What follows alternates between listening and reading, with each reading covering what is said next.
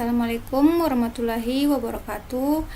Perkenalkan, nama saya Nursahni Siti Norma Janjaya, Stambuk A241171099. Di sini saya akan membawakan materi tentang listrik dinamis, arus listrik, dan rangkaian listrik terbuka dan tertutup. Nah, yang pertama, listrik dinamis adalah aliran partikel bermuatan dalam bentuk arus listrik yang dapat menghasilkan energi listrik. Listrik dapat mengalir dari titik berpotensi lebih tinggi ke titik berpotensi lebih rendah apabila kedua titik tersebut terhubung dalam suatu rangkaian tertutup. Nah, untuk lebih jelasnya perhatikan gambar berikut. Gambar di atas dikatakan A lebih berpotensial lebih tinggi daripada B. Arus listrik terjadi berasal dari A menuju ke B. Hal ini karena adanya usaha penyeimbangan potensial antara A dan B. Pada analisis rangkaian listrik dinamis yang perlu kita perhatikan adalah komponen-komponen rangkaian seperti sumber listrik dan tahanan, susunan rangkaian, dan hukum-hukum yang berlaku pada rangkaian tersebut. Hambatan listrik. Hambatan atau resistor adalah komponen yang berfungsi untuk mengatur besarnya arus listrik yang mengalir melalui rangkaian. Besaran resistor disebut dengan resistansi yang memiliki satuan ohm. Alat ukur yang digunakan untuk mengukur resistansi adalah ohmmeter. Setiap bahan memiliki nilai resistansi yang berbeda-beda. Contohnya seperti konduktor. Konduktor memiliki hambatan yang kecil sehingga dapat menghantarkan listrik dengan baik. Contohnya material-material logam seperti besi, tembaga, aluminium, dan perak. Isolator memiliki hambatan yang besar sehingga tidak dapat menghantarkan listrik. Contohnya seperti kayu dan plastik. Dan yang terakhir itu semikonduktor adalah material yang dapat bersifat sebagai konduktor, juga isolator. Contohnya karbon, silikon, dan germanium. Rumus listrik dinamis. Arus listrik terjadi jika ada perpindahan elektron seperti uraian di atas. Kedua benda bermuatan jika dihubungkan dengan penghantar akan menghasilkan arus listrik. Kuat arus listrik disimbolkan dengan huruf I. Memiliki satuan ampere sehingga rumus kuat arus pada listrik dinamis adalah I sama dengan Q per T. Pengertian arus listrik. Arus listrik adalah sumber aliran yang terjadi akibat jumlah muatan listrik yang mengalir dari satu titik ke titik lain dalam suatu rangkaian tiap satuan waktu. Arus listrik juga terjadi akibat adanya beda potensial atau tegangan pada media penghantar antara dua titik. Semakin besar nilai tegangan antara kedua titik tersebut, maka akan semakin besar pula nilai arus yang mengalir pada kedua titik tersebut. Pada umumnya, aliran arus listrik sendiri mengikuti arah aliran muatan positif. Dengan kata lain, arus listrik mengalir dari muatan positif menuju muatan negatif, atau bisa pula diartikan bahwa arus listrik mengalir dari potensial menuju potensial rendah. Berdasarkan arah alirannya, arus listrik dibagi menjadi dua. Yang pertama, arus searah atau DC, di mana arus ini mengalir dari titik berpotensial tinggi menuju titik berpotensial rendah. Arus bolak-balik atau AC, di mana arus ini mengalir secara berubah-ubah mengikuti garis waktu. Hambatan arus listrik. Hambatan arus listrik ialah sebuah perbandingan antara tegangan listrik dari suatu komponen elektronik, misalnya resistor, dengan arus listrik yang melewatinya. Hambatan listrik dapat dirumuskan sebagai berikut. R sama dengan F per I. Perhatikan gambar berikut ini. Pada baterai terdapat dua kutub yang potensialnya berbeda. Bila kedua kutub tersebut dihubungkan dengan lampu melalui kabel, maka akan terjadi perpindahan elektron dari kutub negatif ke kutub positif, atau terjadi arus listrik dari kutub positif ke kutub negatif sehingga lampu dapat menyala. Selanjutnya, bila baterai yang dipakai 2 buah, maka lampu akan menyala lebih terang.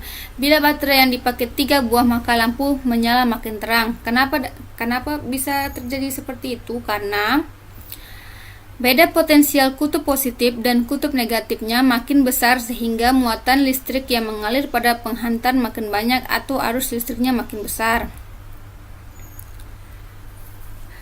Nah, contohnya ini adalah rangkaian listrik terbuka. Rangkaian listrik merupakan rangkaian yang terdiri dari komponen-komponen elektronik yang disusun dan dibentuk menjadi suatu kesatuan sehingga nantinya Komponen-komponen tersebut memiliki fungsi dan berguna. Rangkaian listrik pun juga sering disebut dengan alat-alat yang mempunyai hubungan listrik, misalnya saja adalah stop kontak, saklar, tombol, bola lampu, dan masih banyak lagi. Untuk bisa berguna, alat-alat listrik tersebut harus disusun sesuai dengan rangkaiannya.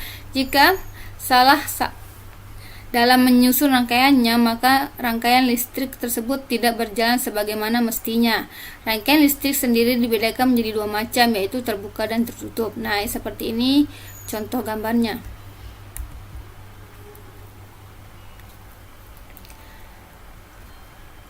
Nah, ini adalah rangkaian listrik tertutup.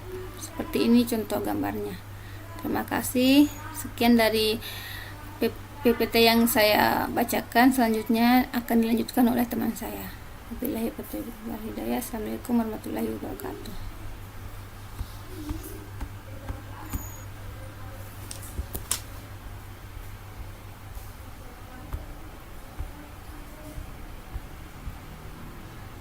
Assalamualaikum warahmatullahi wabarakatuh. Selamat pagi. Perkenalkan, nama saya Konstantinus Tunikanan, Stambuk A2416104. Saya dari kelompok 4 akan melanjutkan materi yang telah disampaikan oleh teman saya yang menjudul alat ukur listrik dan cara pemasangannya. Yang pertama, amperemeter. Amperemeter adalah salah satu alat ukur yang biasa digunakan untuk mengukur seberapa besar kuat arus listrik yang terdapat pada sebuah rangkaian. Jika Anda menggunakan alat ini, Anda akan menjumpai tulisan A dan MA, yaitu A adalah amperemeter dan MA adalah multimeter. Fungsi amperemeter, yaitu alat ukur ini biasa digunakan sebagai alat ukur kuat arus listrik dalam rangkaian tertutup. Yang kedua, jika amperemeter rangkaiannya juga secara paralel tetapi bersamaan dengan resistansi yang dinamakan resistansi Sun. Cara menggunakan amperemeter terbagi atas dua. Yang pertama cara menggunakan amperemeter yang tanpa klem ampere. Klem adalah menggenggam. Alat ini biasa digunakan untuk membentuk kalang tertutup. Nah, cara menggunakannya itu, yang pertama, pasang alat ukur ini menjadi seri dengan beban yang ada. Yang kedua, knop pemilih cakupan harus diatur mendekati cakupan yang sesuai atau sudah diprediksi menurut perhitungan arus yang dilakukan secara teori. Yang ketiga, tentukan batas ampere dengan cara memutarkan knop pada alat ukur. Yang keempat, jika Anda sudah memastikan rangkaian telah benar, nyalakan sumber tegangan.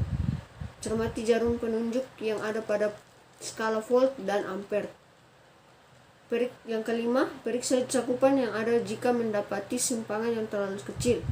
Yang keenam, setelah itu hidupkan sumber tegangan dari baca jarum penunjuk lagi agar lebih mudah untuk dibaca. Yang ketujuh, step terakhir adalah menghindari kesalahan pemasangan polaritas sumber tegangan.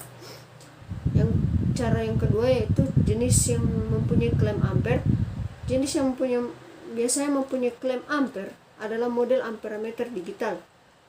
Nah, cara penggunanya itu yang pertama, Anda tidak perlu memutuskan rangkaian saat mengukur. Yang kedua, letakkan saja klem ampere di kabel yang ingin diukur. Yang ketiga, sebelum itu pilih range yang sesuai. Nah, macam-macam amperemeter itu, yang pertama, amperemeter AC. Amperemeter AC adalah salah satu alat ukur yang digunakan untuk mengetahui besar kecilnya arus yang terdapat pada rangkaian listrik AC.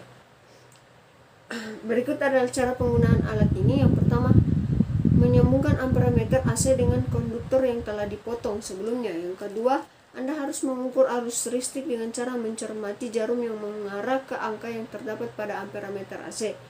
Yang ketiga, pahami karakteristik amperemeter AC untuk memperoleh besaran arus listrik. Yang keempat, hitung arus listrik dengan cara mengalihkan angka yang telah ditunjuk serta angka dalam skala maksimum untuk mengetahui hasilnya. Yang kedua, amperemeter DC. Jenis kedua adalah amperemeter DC yang juga merupakan alat ukur DC. Dari sini dapat disimpulkan bahwa amperemeter tidak hanya bisa digunakan untuk mengukur arus listrik AC, tetapi juga DC yang terhubung secara seri. Untuk cara tidak jauh berbeda dengan cara menggunakan jenis AC. Bagian-bagian amperemeter yang pertama terminal positif negatif, batas ukur, skala tinggi rendah. Ini bagian-bagian dari cara merangkai amperemeter. Lanjut, adapun untuk rumus amperemeter yang pertama yaitu I sama dengan V per R, di mana V atau volt berarti tegangan, I atau amperemeter adalah arus, R atau ohm berarti hambatan. Yang kedua, voltmeter. Voltmeter adalah sebuah alat ukur yang biasanya digunakan untuk mengukur besar tegangan listrik yang ada dalam sebuah rangkaian listrik. Susunan paralel sesuai dengan lokasi kemampuan yang diukur. Nah, ini adalah bentuk dari voltmeter. Fungsi voltmeter. Voltmeter merupakan alat ukur yang berfungsi untuk mengukur besar tegangan listrik yang ada di suatu rangkaian listrik. Biasanya ketika Anda akan menggunakan alat ini, Anda akan menemukan tulisan milivolt, voltmeter, mikrovolt, dan juga kilovolt. Alat ini memiliki batasan ukur yaitu nilai maksimum tegangan yang bisa diukur oleh alat itu. Jika pengukuran melebihi batas yang ditentukan, otomatis alat itu akan rusak. Bagian-bagian dari voltmeter yang pertama yaitu terminal positif dan negatif. Yang kedua, batas ukur. Yang ketiga, setiap pengaturan fungsi, jarum penunjuk, skala tinggi rendah. Cara menggunakan voltmeter. Yang pertama, jika Anda belum mengetahui cara menggunakan voltmeter, ini berikut dapat Anda simak. Yang pertama, rangkai komponen yang memiliki potensi berbeda secara paralel. Kemudian sesuaikan rangkaian arus yang mana yang harus searah dengan pemasangan kutub-kutub voltmeter. Yang ketiga, pastikan bahwa kutub positif dan negatif memiliki potensial yang berbeda. Yang keempat, periksa kabel hitam, biru, dan merah. Jika ada penyimpangan mengarah ke kiri berarti pemasangan terbalik. Macam-macam voltmeter terdiri dari dua macam, yaitu analog dan digital.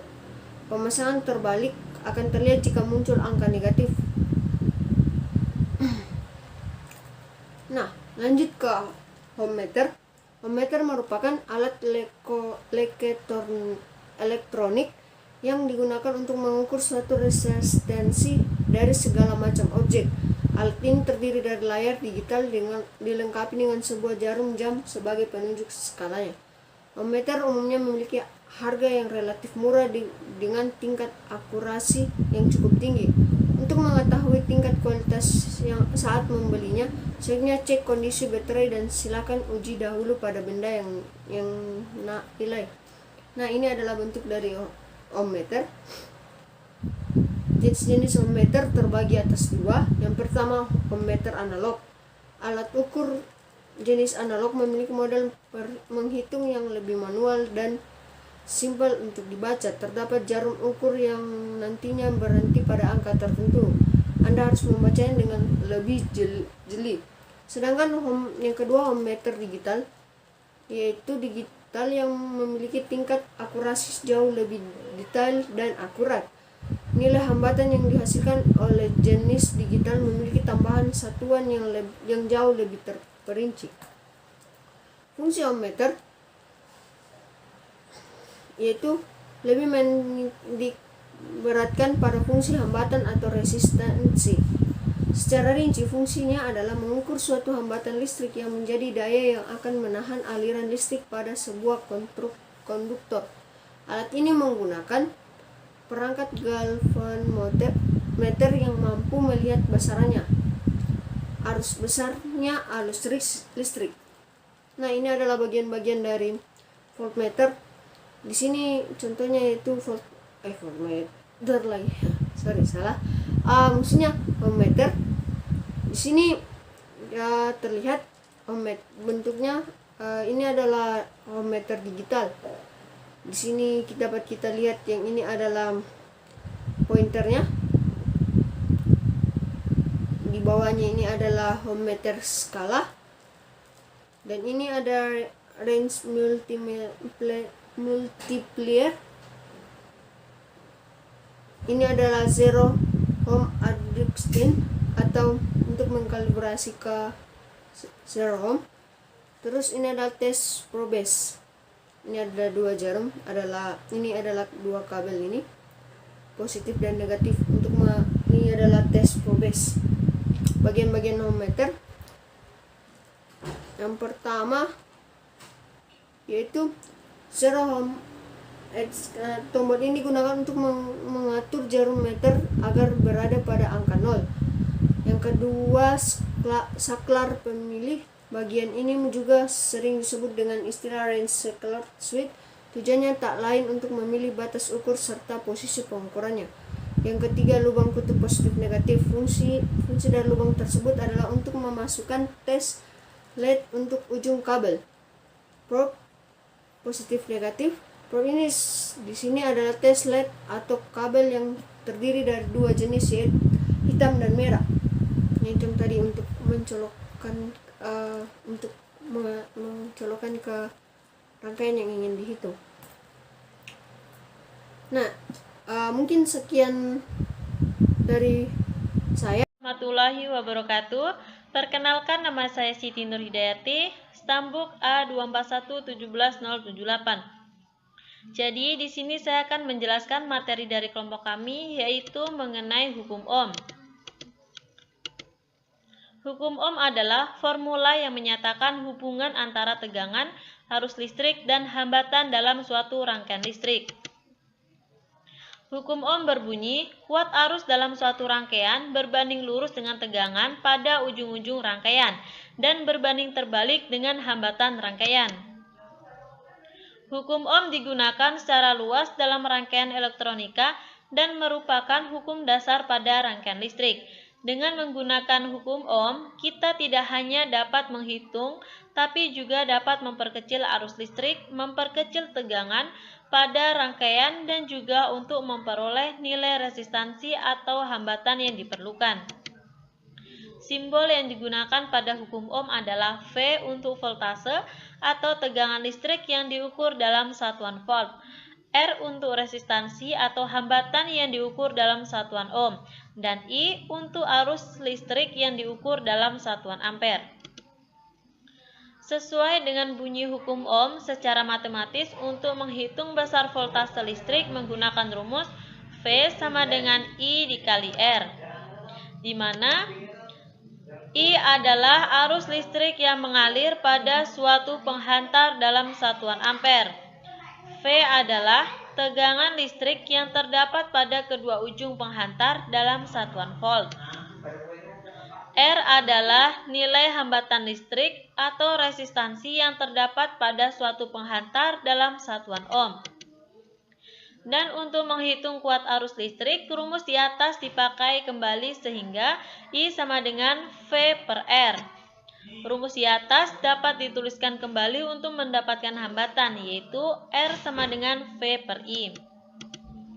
Untuk memudahkan memahami dan mengingat rumus hukum tersebut, digunakan ilustrasi dengan rumus bangun segitiga sebagai berikut. Jadi ini adalah untuk memudahkan kita. Misalkan kita mencari V, yaitu I dikali dengan R. Jika mencari I, maka V dibagi dengan R. Dan kalau mencari R, maka V dibagi dengan I.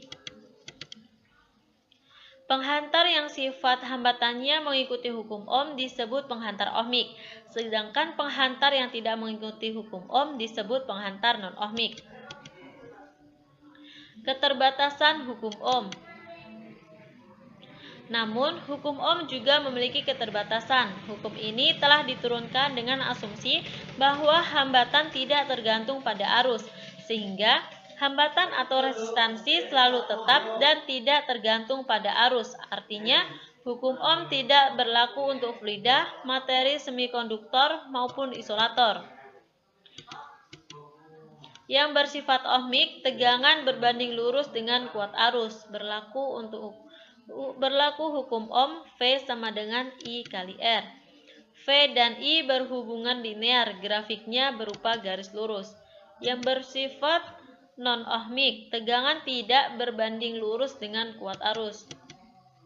Menurut percobaan yang dilakukan oleh seorang sains Jerman yang bernama Georg Simon Ohm pada tahun 1826 menunjukkan bahwa kuat arus yang melalui sebuah penghantar sebanding dengan beda potensial pada kedua ujung penghantar. Asal suhu tidak berubah, artinya semakin besar pada potensial yang dihasilkan oleh sumber tegangan, semakin besar pula arus listrik yang dihasilkan. Menurut Ohm, nilai perbandingan beda potensial dengan arus yang mengalir merupakan harga hambatan yang dimiliki oleh sebuah konduktor dan nilainya selalu konstan. Kebenaran hukum Ohm dalam karakteristik lampu pijar mengatakan kuat arus yang mengatakan dalam suatu penghantar sebanding dengan beda potensial antara ujung-ujung penghantar itu jika suhu penghantar.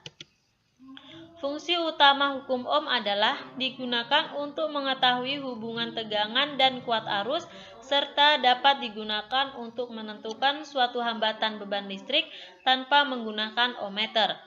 Kesimpulan akhir hukum Ohm adalah semakin besar sumber tegangan, maka semakin besar arus yang dihasilkan.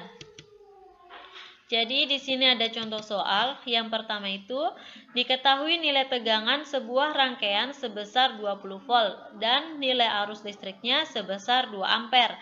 Berapakah nilai hambatan rangkaian tersebut? Jadi di sini diketahui V-nya itu sama dengan 20 volt, I-nya sama dengan 2 ampere. Yang ditanya adalah R atau hambatan rangkaian. R itu sama dengan V per I. Sama dengan sudah diketahui tadi bahwa V-nya itu adalah 20 dibagi dengan I-nya itu adalah 2. Jadi sama dengan 20 dibagi 2 sama dengan 10 ohm. Jadi nilai hambatan rangkaian tersebut adalah 10 ohm.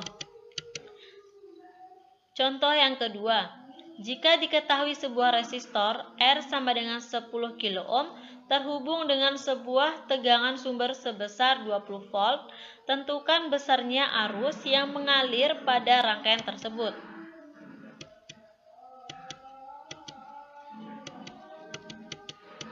Jadi diketahui R-nya itu sama dengan 10 kilo ohm sama dengan 10.000 ohm. V-nya itu sama dengan 12 volt. Yang ditanya itu adalah arus. Gunakan rumus hukum Ohm, yaitu V sama dengan I dikali R. I sama dengan V per R sama dengan 12 volt dibagi dengan 10.000 ohm sama dengan 0,0012 ampere sama dengan 1,2 miliampere. Jadi, arus yang mengalir pada rangkaian tersebut adalah 1,2 miliampere. Jadi itulah materi yang saya jelaskan. Kurang dan lebihnya saya mohon maaf yang sebesar-besarnya. Saya akhiri, wabillahi taufik wal hidayah. Wassalamualaikum warahmatullahi wabarakatuh. Assalamualaikum warahmatullahi wabarakatuh. Perkenalkan, nama saya Umairah Yamalia, NIM A24117039. Saya dari kelompok 4. Akan melanjutkan presentasi dari teman saya mengenai materi listrik dinamis tentang rangkaian seri, paralel, dan campuran. Nah, pertama, rangkaian listrik itu adalah susunan alat-alat listrik yang dihubungkan dengan sumber listrik sehingga menghasilkan arus listrik. Nah, contoh rangkaian listrik dapat dilihat pada gambar di bawah ini. Jadi, pada gambar tersebut komponen-komponen listrik itu dihubungkan dengan sumber listrik. Nah, sehingga terdapat arus listrik yang mengalir ya. Kemudian rangkaian listrik. Nah, rangkaian listrik itu berdasarkan pemasangannya dibagi menjadi 3. Yang pertama rangkaian seri, kedua rangkaian paralel, dan yang ketiga itu rangkaian campuran. Kemudian yang pertama kita bahas yaitu rangkaian seri. Nah, rangkaian seri adalah rangkaian listrik yang seluruh komponen atau beban listriknya itu disusun sejajar. Nah, artinya inputan satu komponen itu berasal dari output komponen lain. Jadi bisa dilihat pada gambar di bawah ini bagaimana bentuk dari rangkaian seri itu ya. Kemudian sifat-sifat dari rangkaian seri. Nah, yang pertama komponennya disusun secara seri ya, sesuai pengertian tadi bahwa komponen atau beban listriknya itu disusun secara sejajar ya. Kemudian sifat yang kedua yaitu arus listrik yang mengalir di berbagai titik dalam rangkaian itu besarnya sama.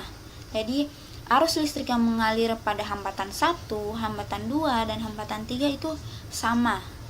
Nah, kemudian yang ketiga, tegangan listrik di setiap hambatannya itu berbeda-beda nilainya. Nah, kenapa? Karena sumber tegangan itu akan dibagi ke dalam banyaknya komponen yang dirangkai secara seri. Nah, kelebihan dari rangkaian seri. Nah, yang pertama itu jumlah kabel penghantar yang dibutuhkan pada rangkaian seri itu lebih sedikit, yang artinya hemat kabel. Nah, seperti yang kita ketahui bahwa rangkaian seri itu komponen-komponennya itu disusun secara sejajar, yang artinya membutuhkan kabel yang lebih sedikit. Kemudian biaya pemasangannya lebih murah. Nah, jadi tentu ya kalau kita membutuhkan kabel penghantar yang sedikit, maka biaya yang dibutuhkan juga lebih murah ya. Kemudian meskipun hambatan pada masing-masing beban tidak sama, tapi besar arus yang dilalui itu sama. Jadi seperti yang saya katakan sebelumnya bahwa arus listrik yang mengalir pada hambatan 1, 2, 3 itu sama walaupun hambatan 1, 2, 3 itu berbeda.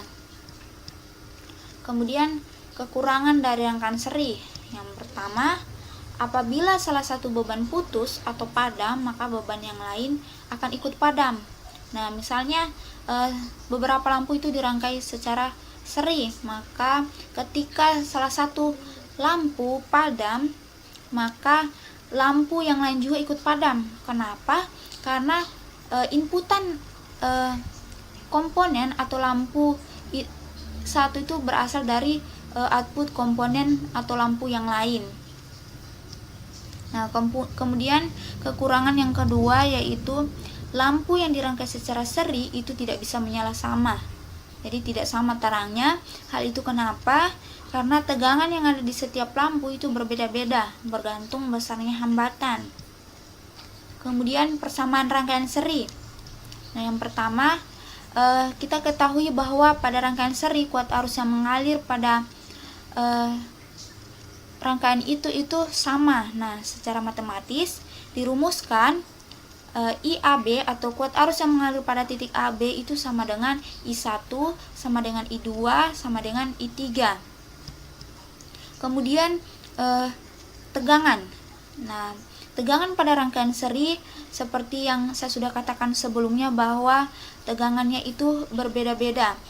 Nah, sehingga dirumuskan tegangan pada titik AB atau VAB itu sama dengan V1 ditambah V2 ditambah dengan V3. Nah, kemudian pada rangkaian seri itu berlaku rumus hukum Ohm, yaitu V sama dengan I dikali R. Nah, sehingga V1 sama dengan I dikali R1, kemudian V2 sama dengan I dikali R2, kemudian V3 sama dengan I dikali R3. Nah, kemudian kita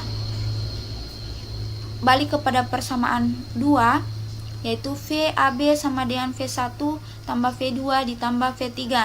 Nah, ini kita substitusi dengan rumus hukum Ohm, sehingga menghasilkan I dikali RS atau hambatan pengganti itu sama dengan I dikali R1 ditambah I dikali R2 ditambah I dikali R3. Nah, selanjutnya kita faktorkan. Kita lakukan pemfaktoran pada I kali R1 tambah I kali R2 tambah I kali R3 sehingga menghasilkan I dikali R1 ditambah R2 ditambah R3. Nah, kemudian kita coret I di ruas kiri dan I di ruas kanan sehingga menghasilkan rumus hambatan pengganti, yaitu RS sama dengan R1 ditambah R2 ditambah R3. Selanjutnya rangkaian paralel. Nah, rangkaian paralel itu rangkaian yang seluruh komponen atau beban listriknya itu disusun secara berderet. Nah, artinya memiliki percabangan ya. Dengan demikian, inputan dari masing-masing beban itu berasal dari sumber yang sama, yaitu inputan pada kutub positif ya. Ya, bisa dilihat pada gambar berikut ini. Nah, sifat-sifat rangkaian paralel. Yang pertama itu memiliki percabangan.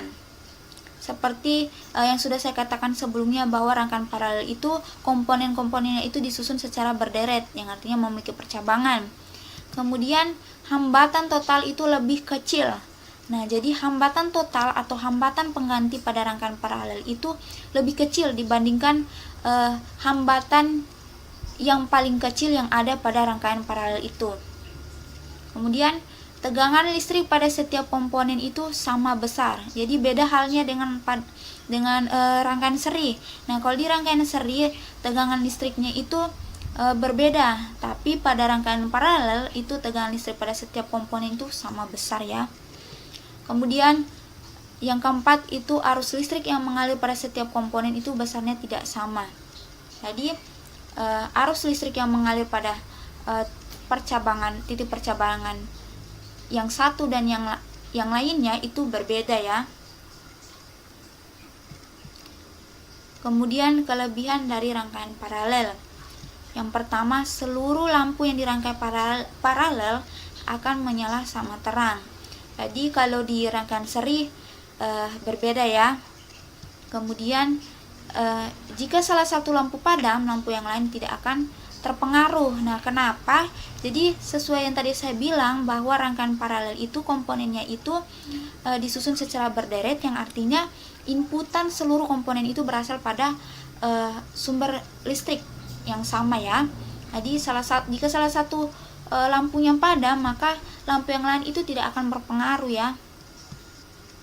Kemudian kekurangan rangkaian paralel. Yang pertama, kabel yang dibutuhkan itu lebih banyak sehingga biaya yang dibutuhkan juga lebih besar daripada instalasi rangkaian seri yang tadi ya.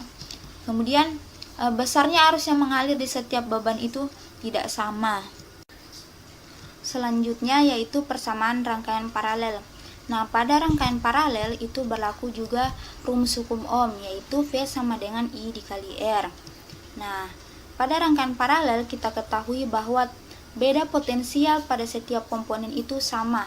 Jadi secara matematis dapat dirumuskan beda potensial pada titik AB atau VAB itu sama dengan V1 sama dengan V2 sama dengan juga V3. Kemudian pada rangkaian paralel kita ketahui juga bahwa kuat arus yang mengalir pada setiap komponen itu berbeda. Nah, secara matematis dapat dituliskan kuat arus paralel atau IP sama dengan I1 ditambah I2 ditambah dengan I3. Nah, yang kita ketahui bahwa kuat arus yang mengalir pada setiap komponen pada rangkaian paralel itu berbeda, maka dapat dituliskan menggunakan hukum Ohm, yaitu I sama dengan V per R, sehingga menjadi I1 itu sama dengan VAB dibagi R1, kemudian I2 itu sama dengan VAB dibagi R2, kemudian I3 itu sama dengan VAB dibagi dengan R3, dan IP atau kuat arus pengganti itu sama dengan VAB dibagi dengan RP atau hambatan penggantinya. Nah, maka dari persamaan 3 tadi IP sama dengan I1 ditambah I2 ditambah dengan I3, itu kita bisa substitusi dari persamaan hukum Ohm yang kita gunakan, yaitu I sama dengan V per R tadi, sehingga menghasilkan VAB dibagi RP itu sama dengan VAB dibagi R1 ditambah VAB dibagi R2 ditambah VAB dibagi R3. Nah, selanjutnya kita bagi ruas kiri dan ruas kanan, itu pembilangnya kita bagi dengan VAB sehingga menghasilkan 1 per RP sama dengan 1 per R1 ditambah 1 per R2 ditambah 1 per R3. Nah, ini merupakan rumus hambatan pengganti pada rangkaian paralel. Kemudian khusus untuk hanya ada 2 hambatan pada rangkaian paralel tersebut ya. Jadi hambatan paralelnya atau hambatan paralel penggantinya itu bisa dirumuskan. RP sama dengan R1 dikali R2 dibagi dengan R1 ditambah R2. Kemudian rangkaian campuran. Nah, rangkaian campuran ini merupakan gabungan dari rangkaian seri dan paralel. Nah, secara umum karakteristik dan hukum yang berlaku pada rangkaian campuran itu juga mengikut pada rangkaian seri dan paralel. Nah, rangkaian campuran bisa dilihat pada gambar berikut ini. Jadi pada gambar ini terdapat rangkaian seri dan rangkaian paralel ya. Kemudian persamaan rangkaian campuran. Yang pertama I sama dengan I1 ditambah I2. Kemudian untuk menghitung hambatan pengganti pada rangkaian paralel yang terdapat pada rangkaian campuran itu 1/P sama dengan 1/2 ditambah 1/3. Nah, untuk menghitung hambatan totalnya pada rangkaian campuran yaitu R1 ditambah 1/Rp. Nah, demikianlah presentasi saya mengenai rangkaian seri, paralel, dan campuran. Lebih dan kurangnya saya mohon maaf. Wabillahi taufiq wal hidayah. Wassalamualaikum warahmatullahi wabarakatuh. Baiklah, saya akan melanjutkan pemaparan materi dari teman saya. Di sini saya akan menjelaskan tentang hukum Kirchhoff. Nama saya Saraswati, stambuk A24117018. Yang pertama yaitu penemu hukum Kirchhoff. Hukum Kirchhoff ini yaitu dua persamaan yang berhubungan dengan arus dan beda potensial atau tegangan dalam sebuah rangkaian listrik. Pada tahun 1845, seorang ahli fisika dari Jerman yang bernama Gustav Robert Kirchhoff yang pertama kali memperkenalkan hukum Kirchhoff ini. Banyak dari rangkaian listrik yang tidak bisa dianalisis dengan cuma mengganti kombinasi rangkaian seri dan paralel resistor dalam menyederhanakan rangkaian yang punya banyak resistor. Nah, jika kita lihat pada gambar ini, di mana ada tegangan jatuh pada R1 dan R2 ini tidak sama karena adanya GGL E2. Jadi, rangkaian kedua resistor ini tidak paralel dan tidak juga rangkaian seri karena arus yang mengalir pada kedua resistor tidak sama. Tapi, ada hukum yang berlaku pada rangkaian yang mempunyai arus tetap atau tunak. Hukum ini merupakan hukum Kirchhoff pertama dan hukum Kirchhoff kedua.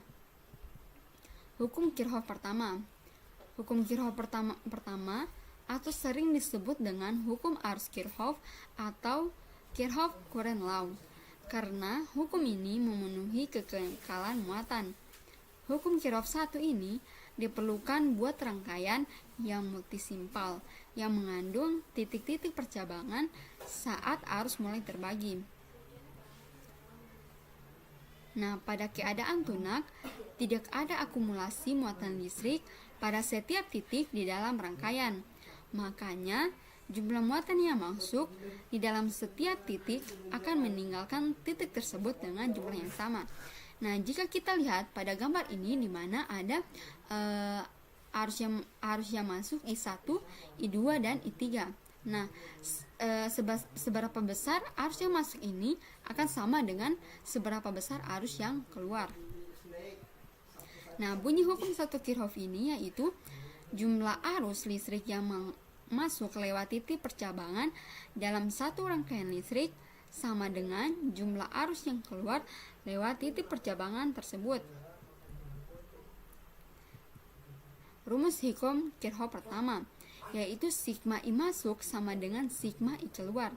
Nah, contohnya jika kita lihat pada gambar ini di mana ada suatu titik percabangan dari 5 buah kawat yang dialiri arus I1, I2, dan I3. Dalam rentang waktu delta T, muatan Q1 sama dengan I1 dikali dengan delta T mengalir lewat titik percabangan dari arah kiri.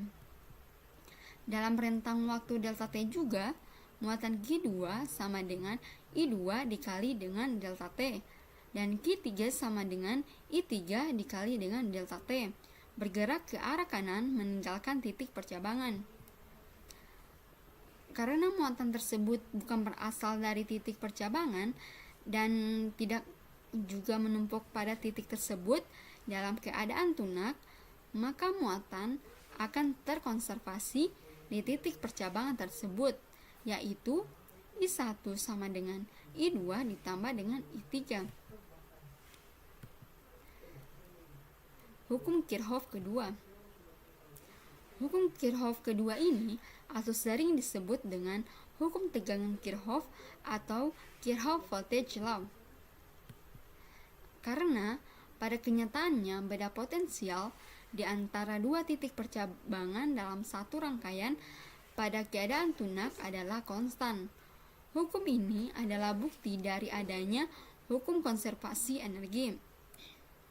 Kalau misalnya teman-teman mempunyai suatu muatan Q pada sembarang titik dengan potensial V, dengan demikian energi yang dimiliki oleh muatan tersebut yaitu QV. Lalu, jika muatan tersebut mulai bergerak melintasi simpel tersebut, maka muatan yang teman-teman miliki akan dapat tambahan energi atau kehilangan sebagian energinya saat lewat resistor baterai atau elemen lainnya. Tapi, saat kembali ke titik awalnya, energinya akan kembali menjadi QV. Nah, bunyi hukum Kirchhoff 2 yaitu pada setiap rangkaian tertutup, jumlah beda potensialnya harus sama dengan 0. Rumusnya yaitu sigma epsilon atau GGL ditambah dengan sigma I dikali dengan R sama dengan 0. Nah, jika kita perhatikan pada gambar ini di mana ada dua baterai yaitu baterai pertama dan baterai kedua yang berisi hambatan R1 dan hambatan R2 dan ada juga 3 hambatan luar yaitu R1, R2 dan R3. Kita akan bisa menentukan arus dalam rangkaian tersebut sebagai fungsi GGL dan hambatan. Jumlah rangkaian tertutup atau loop dalam satu rangkaian listrik bisa 1 atau lebih. Nah, dalam pemakaian hukum Kirchhoff kedua ini, pada rangkaian tertutup ada beberapa aturan yang harus kita ketahui, diantaranya yaitu yang pertama, kita harus memilih loop buat masing-masing lintasan tertutup dengan arah tertentu. Bisa bebas, tapi usahakan buat searah dengan arus listrik yang mengalir. Yang kedua yaitu kuat arus bertanda positif. Kalau misalnya searah dengan arah loop yang ditentukan dan bertanda negatif kalau berlawanan dengan arah loop yang sudah ditentukan di angka 1. Yang ketiga, apabila saat mengikuti arah loop, kutub positif sumber tegangan dijumpai lebih dulu daripada kutub negatifnya, maka GGL bertanda positif. Sebaiknya, kalau kutub negatif dijumpai lebih dulu dari kutub positif, maka nilai GGL negatif. Yang terakhir yaitu kutub positif disimbolkan dengan garis panjang dan kutub negatif adalah garis pendek. A. Rangkaian dengan satu loop. Dalam perangkaian dengan memakai satu loop, maka kuat arus yang mengalir adalah sama, sebesar 1. Kalau rangkaian ini kan ada loop A, B, C, dan D, maka sesuai pada hukum Kirchhoff kedua berlaku dengan persamaan berikut ini, yaitu sigma epsilon ditambah dengan sigma I dikali dengan R sama dengan 0, dimana sigma epsilonnya yaitu epsilon pertama dikali dengan epsilon kedua ditambah dengan I dikali dengan R4 ditambah R2 ditambah R3 ditambah R1 sama dengan 0. B. Persamaan dengan dua loop atau lebih. Pada rangkaian dengan dua loop atau lebih secara prinsip bisa dipecahkan seperti pada rangkaian satu loop. Cuman yang perlu kita perhatikan di sini yaitu kuat arus pada setiap percabangannya. Langkah-langkah yang perlu kita perhatikan yaitu yang pertama, kita harus menentukan dulu kuat arus, simbol dan arahnya pada setiap percabangan yang dianggap perlu. Yang kedua, kita harus menyederhanakan susunan sei paralel resistor kalau memungkinkan. Yang ketiga, kita tentukan arah dari masing-masing loop. Yang keempat, kita tulis persamaan setiap loop dengan memakai hukum Kirchhoff 2. Dan yang terakhir yaitu kita menuliskan persamaan arus buat tiap titik percabangan dengan memakai hukum Kirchhoff 2. Sekian presentasi dari kelompok 2. Apabila ada kesalahan mohon dimaklumi. Saya akhiri. Wassalamualaikum warahmatullahi wabarakatuh.